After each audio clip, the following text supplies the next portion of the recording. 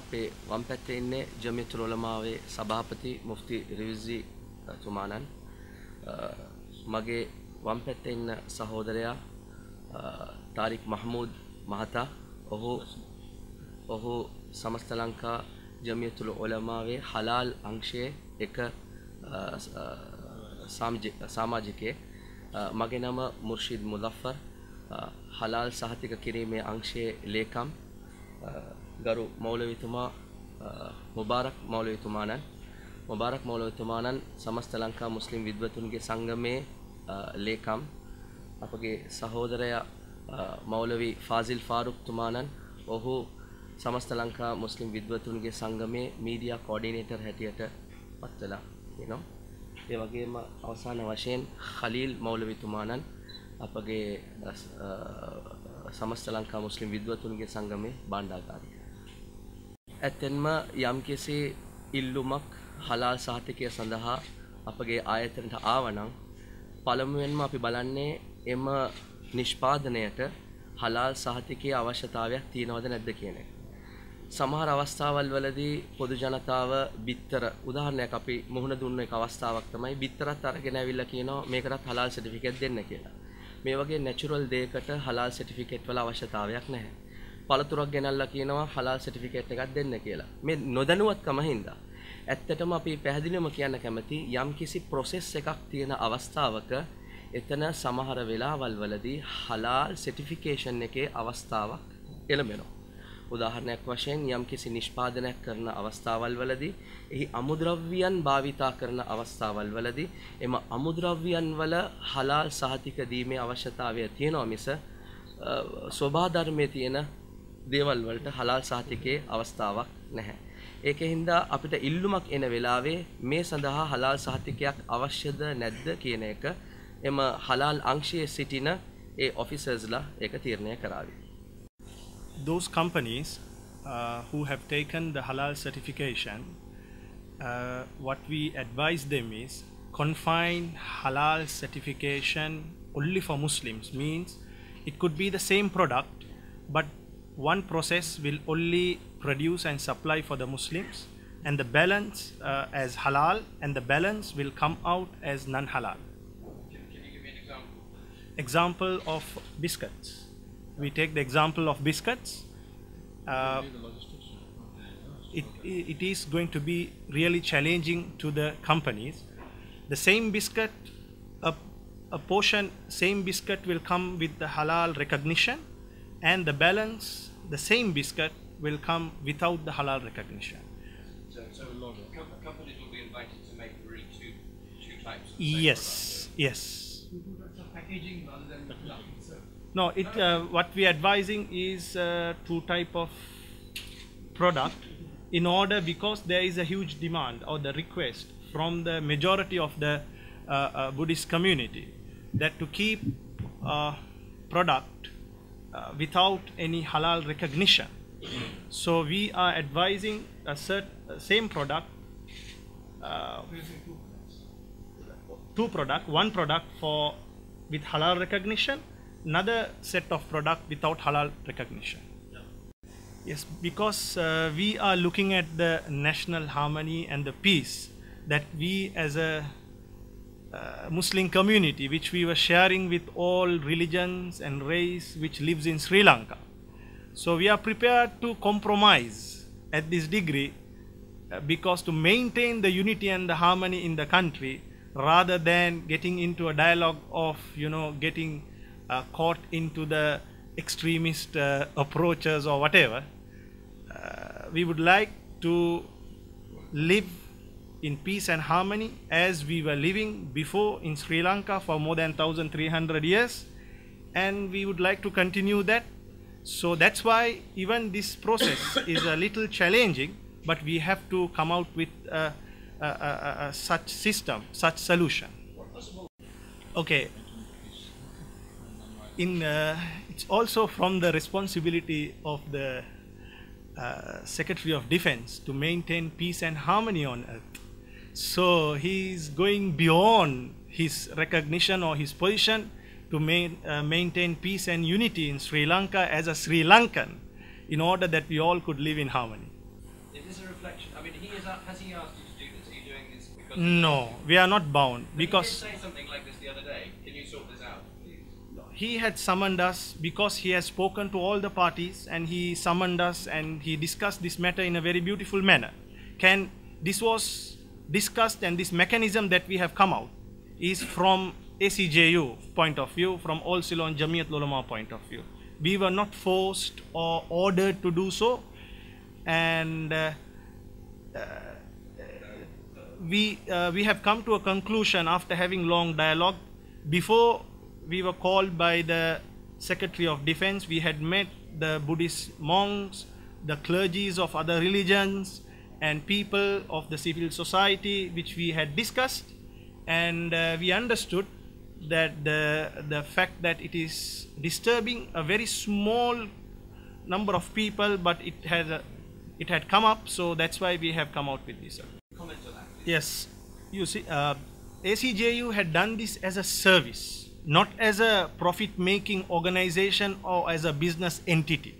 They had no intention of making any profits or any return out of this service, because there was a huge demand from these institutions and companies that to enter into the Muslim market, and Muslims have to consume only halal by the Islamic standards, and all these institutions and companies need to enter into the Muslim market. They had made the request and this was made available.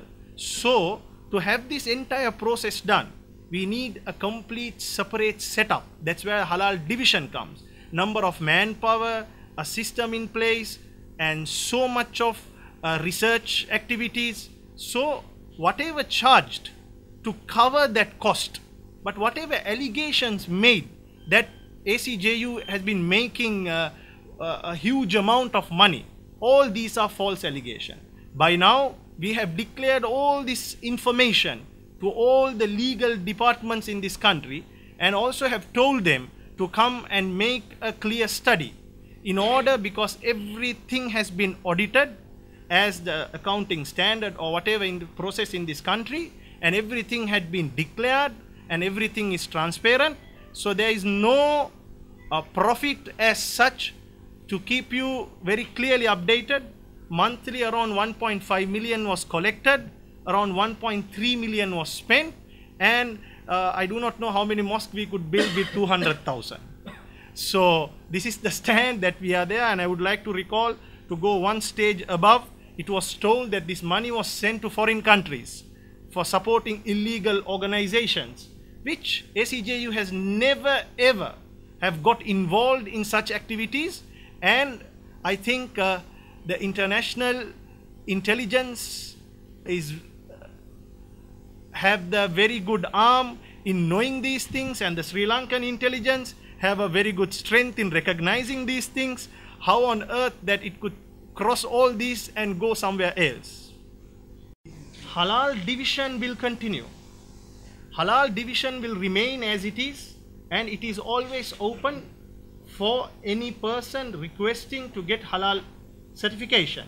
But the process that we will advise, that a same product has to be assigned for as halal with the halal process, and the balance to be kept open without a halal recognition. You won't give a blank check to a manufacturer to give everything halal and put it on the market? No.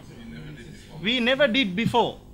We have never did before. You can see the 2010 whatever the document has been finalized. We have never done that before. But the manufacturers have done that because it is easy for their processing and packing and so many other activities, which they have done all this. So now you can... Before we did not encourage, and today we are not discouraging, but looking at the countries, So what's changed? What's changing? there will be a separate process, separate packaging with halal certification, and a separate process and packaging for non-halal process. No, we are Sri Lankans. We should understand all of us are Sri Lankans. And when it comes to economic activities, we should exchange. Whether it's Muslim or non-Muslim, and whether he belongs to this religion, it does not matter when it comes to promoting economic activities. We need to share. So by bringing halal, it has done good to this country, where all cultures are exchanging their economic activities.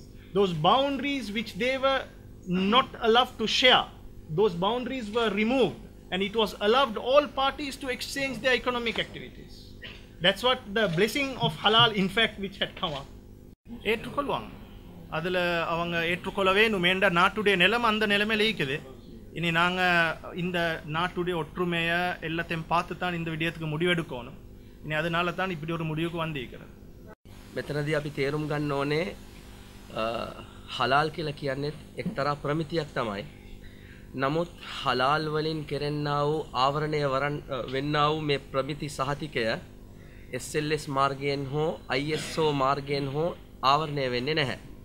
උදාහරණයක් වශයෙන් මීට පෙර උදාහරණයක් අපි මේක දීලා තියෙනවා. එක කේක් කෑල්ලක් ගත්තොත් මේ කේක් කෑල්ලේ ලාඩ් කියන ඌරු තෙල් පාවිච්චි කරලා තියෙනවද? නැත්නම් මේ කේක් නිෂ්පාදනය කිරීම සඳහා මේ වයින් පාවිච්චි කරලා තියෙනවද? දැන් මෙතනදී හලාල් කියලා කියන ප්‍රමිති සහතිකයේදී ඇත්තටම අපි මේ නිෂ්පාදනය සඳහා සර්ටිෆිකේට් එක දෙන්නේ නැහැ. ඒ කිව්වොත් ඉස්ලාමයේ තහනම් කරපු වයින් මේකේ තියෙනවා. ඌරු තෙල් මේකේ තියෙනවා. නමුත් SLS සහතිකය මේකට ලැබෙන්න පුළුවන්. ISO සහතිකය මේකට ලැබෙන්න පුළුවන්. ඒකින්ද SLS සහතිකය හා ISO සහතිකය මගින් ආවරණය වන්නා වූ විෂයක් නොවේ මේ හලාල් සහතිකයෙන් ආවරණය වන්නේ. ඒකෙන් ආවරණය වෙන විෂය වෙනස්. දැන් ඇති වෙලා තියෙන ප්‍රශ්නය මේ SLS ISO තියෙද්දී හලාල් කියලා තවත් ප්‍රමිති සහතිකයක් කොහොමද රජයේ අනුමැතිය නැතුව කරන්නේ කියන එක. මේ ලෝකයේ තියෙන රටවල් දිහා බලනකොට ලෝකයේ රටවල් දෙකක් නැත්නම් තුනක් තමයි රජයේ අනුග්‍රහය යටතේ හලාල් සහතිකය ඉටු කරන්නේ. උදාහරණයක් වශයෙන් සිංගප්පූරුව. මෙතන සිංගප්පූරුව ඒ වගේම තායිලන්තය බෞද්ධ රටක්. මේ රටවල් දෙකේම හලාල් සහතිකය නිකුත් කරන්නේත් ඒ රටේ ඉන්න ජම්මියතුල් උලමා කියන ඒ උලමා සභාව රජයේ අනුග්‍රහය යටතේ. සිංගප්පූරුව බැලුවා නම් අපි හිතන්න ඕනේ මෙතනදී හලාල් සහතිකය කියලා කියනකොට මේක ඉස්ලාමය හා සම්බන්ධ දෙයක් හින්දා මෙතන උලමාවරුන්ගේ මුස්ලිම් විද්වතුන්ගේ සම්බන්ධයක් කොහොමදත් තියෙවි. සිංගප්පූරුව වගේ දියුණු රටක්. එහිදී ඇත්තටම හලාල් සහතිකය නිකුත් කරන්නේ මජ්ලිසු උගාමා සිංගප්පූර්. ඒ කියන්නේ ජම්මියතුල් උලමා වගේ සිංගප්පූරුවේ ඉන්න උලමා සභාව තමයි මේ හලාල් සර්ටිෆිකේට් එක ඉෂුව කරන්නේ. හැබැයි රජයේ අනුග්‍රහයත් එක්ක. ලෝකයේ මේ වගේ රටවල් දෙක තුනක් තියෙනවා රජයේ අනුග්‍රහයත් එක්ක මේ හලාල් සහතිකය ඉටු කරන නැත්නම් හලාල් සහතිකය දෙන රටවල්. හැබැයි බොහෝමයක් 99ක් සවුත් ඇෆ්‍රිකා, එහෙම නැත්නම් UK, නැත්නම් ඇමරිකාවේ ඉෆංකා, ඒ වගේම ඕස්ට්‍රේලියාවල, යුරෝප් රටවල් වල මේ හැම රටකම රජයේ අනුග්‍රහය යටතේ මේ හලාල් සර්ටිෆිකේට් එක වෙන්නේ නැහැ. දැන් ලංකාවේ විතරක් මේක අලුත් ප්‍රශ්නයක් හැටියට අපි කල්පනා කරන්න අවශ්‍ය නැහැ. ඒකත් ලෝකයේ රටවල් දෙකයි රජයේ අනුග්‍රහය යටතේ හලාල් සහතිකය දෙන්නේ. හැබැයි ඒ රටවල් වලත් උලමා සභාවත් එක්ක එකට එකතු වෙලා තමයි රජය කරන්නේ. හැබැයි 99% රටවල් වල මේ හලාල් සහතිකය දෙන්නේ ඒ රටවල් වල ඉන්න උලමා සභාව රජයේ අනුග්‍රහය නොමැතිව. ඒ කියන්නේ රජයට විරුද්ධව නෙමෙයි. ඇමරිකාව, ඒ වගේම USA, ඒ වගේම UK දිහා බැලුවා නම් ඒ රටවල් වල සහතික හතරටම රජයේ අනුමැතිය දීලා තියෙනවා. උදාහරණ වශයෙන් මුස්ලිම් වරුන් සඳහා හලාල් සහතිකය, යුදෙව් ජාතිකයන් සඳහා කෝෂ සහතිකය, වේගන් ධර්මයේ ඉන්න කට්ටියට වේගන් සහතිකය, වෙජිටේරියන් කට්ටියට වෙජිටේරියන් සහතිකය. මේක යුරෝපියන් රටවල් වල මේ සහතික හතරටම අනුමැතිය දීලා තියෙනවා. ඒ වගේම අපේ රටෙත් අපි දන්නවා ඉන්දියාවෙන් බඩුවක් ආවම ඒකේ වෙජිටේරියන් ඒ කොළ පාට ලකුණ තියෙනවා. ඒ වගේම අපි කල්පනා කරන්න ඕනේ ජාත්‍යන්තර මට්ටමින් බලනකොට බොහෝමයක් රටවල් මේ සර්ටිෆිකේට් ඉෂුව කිරීමට, සහතික ඉටු කිරීමට අනුමැතිය දීලා තියෙන්නේ. රජයේ අනුග්‍රහයත් එක්ක කරන්න ඕනේද නැතිව කරන්න ඕනේද කියන එක ඒක පදනම් කරගෙන අපිට මේ හලාල් සහතික කිරීමට විරුද්ධව කටයුතු කරන එක වැරදි කියලා අපි කියන්න තෑස්ති. ඒ පිළිබඳව තමයි අපි දන්නේ දැන් කැබිනට් මණ්ඩලයෙන් එක කාරක සභාවක් මේ සඳහාම අපගේ ගෞරවනීය ජනාධිපතිතුමාණන් එක සභාවක් දාලා තියෙනවා. දැන් ඔවුන් සමග අපගේ සාකච්ඡා වාරයන් අපි ආරම්භ කරලා තියෙන්නේ. ඒ වගේ ඉල්ලුමක් තිබුණා නම් ඒ වගේ අපේ සාකච්ඡාවේ වට කිහිපයක් තිබේවි. මේ අවස්ථාවල් වල අපි විවෘත වෙලා ඉන්නේ රජයත් එක්ක මේ සාකච්ඡාවන් කරන්න. මම පොඩ්ඩක් ඇඩ් කරන්න කැමති 1924 ඉඳන් උලමා සභාව මේ රටේ තියෙනවා. ඉතින් අර මේ ගිය සුමාන යනකම් මේක කොටි වගේ පෙනුන්නේ නැහැ. ඉතින් පුදුමේ ඇවිල්ලා මේ ගිය සුමානින්ලා තමයි කොටි වගේ පේන එක. ඉතින් අපි දැනගන්න ඕනේ උලමා සභාව කියන්නේ මුස්ලිම් ජාතීන්ට ආගමිකව හරිමඟ පෙන්නන සභාවක්. මෙතන වෙන චේතනා වෙන ඔබ්ජෙක්ටිව්ස් මේකේ නැහැ. ඉතින් අර කවුරුත් මිනිස්සුඟක් දේවල් කියනවා. ඒක හන්දා අපි ඒක පිළිගන්න ඕනේ හෝ ඒක මේ කරන්න ඕනේ කියලා අපිට අවශ්‍යතාවයක් කොටින්ම නැහැ. ලංකාවටම මුළු ලංකාවටම එක දෙයක් දැනගන්න එක උලමා සංගමයක් තමයි තියෙන්නේ. උලමා කියන්නේ qualified body එකක්. ඒ කියන්නේ මෙතන ඉන්නව උලමාවරුන් 3000ක්. එක මේ ජමියත් උලමා සමස්ත ලංකා විද්වතුන්ගේ සංගමය ලංකාවේ ඉන්නවා උලමාවරුන් 3000ක්. දැන් මේක තමයි පිළිගත්ත බොඩි එක මුළු ලංකාවෙම හැම මුස්ලිම් කෙනෙක් ළඟින්ම පිළිගත්ත බොඩි එකක් තමයි මේක. ඉතින් අපි කැමති මේකට අදාළ වෙච්ච දෙයක් කියන්න දැන් හැම සංගමක්ම අපිව පිළි අරන් තියෙන්නේ ලංකාවේ. මෙතනදී අපි පැහැදිලිව මම මේ ප්‍රශ්නය තවත් මම හිතන්නේ අපගේ සහෝදරයාගේ ප්‍රශ්නය මම නැවතත් මේ සභාවට කියන්නම්. මෙතන ඇති වෙලා තියෙන ප්‍රශ්නය අපගේ සමස්ත ලංකා ජමියතුල් උලමාව හලාල් සහතිකය නිකුත් කරන වේලාවේ මේ ලංකා ජමියතුල් උලමා කියලා තවත් සභාවක් මේකට විරුද්ධව කතා කරනවා කියලා. මෙතනදී මේ වගේ මාධ්‍ය නිවේදනයක අපගේ මුස්ලිම් සහෝදරයන්ට විරුද්ධව අපි කතා කරන්න සූදානම් නැහැ. නමුත් එකම එක දෙයක් කියන්නම්. ඇත්තටම මාධ්‍ය කියලා කියන වෙලාවේ මීඩියා කියලා කියන වෙලාවේ මේගොල්ලන්ට ප්‍රවෘත්ති අවශ්‍ය නම් හැම තැනකින්ම ගන්නවා. හැබැයි මේ ප්‍රවෘත්ති ගන්න වෙලාවේ පළමුවෙන්ම කල්පනා කරන්න ඕනේ අපි ප්‍රවෘත්ති ගන්නෙ කාගෙන්ද කියලා. සමස්ත ලංකා ජමියතුල් උලමා කියන අපගේ මේ සංගමය 1924 ඉඳන් ඉන්න සංගමයක්.